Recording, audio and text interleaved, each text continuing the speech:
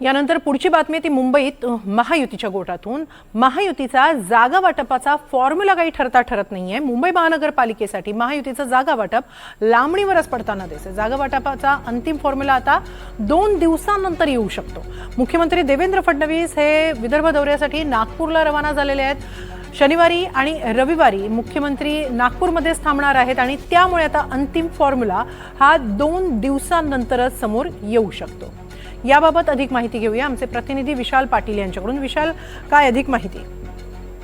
नक्कीच मुंबई महापालिकेचा महायुतीचं जागा वाटप 2 दिवस लांबणीवर जाते की काय अशा पद्धतीचा आता प्रश्न हा निर्माण झालाय। कारण अंतिम फॉर्म्युला हा 2 दिवस लांबणीवर पडण्याची शक्यता आहे।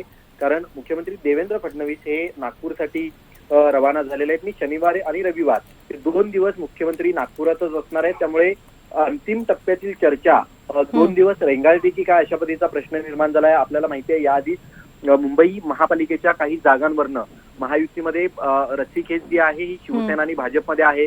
त्यातच राष्ट्रवादीच्या बाबतीत अद्यापही निर्णय जो आहे हा झालेला नाही आणि अशाच वेळेला अंतिम टप्प्यात चर्चा आली असताना मुख्यमंत्री जे आहेत हे 2 दिवस नागपूरमध्ये असणार आहेत। त्यामुळे अंतिम फॉर्म्युला येण्यासाठी आता 2 दिवसाची वाट पाहावी लागते। अशाच पद्धतीची चर्चा ही सुरू झालेली आहे आणि हा महायुतीचं जागा वाटप जे आहे हे लांबणीवरती पडते की काय अशा पद्धतीचा प्रश्न सुद्धा निर्माण झाला हिमाली। नक्कीच, धन्यवाद विशाल आपण दिलेल्या या सविस्तर माहितीबद्दल।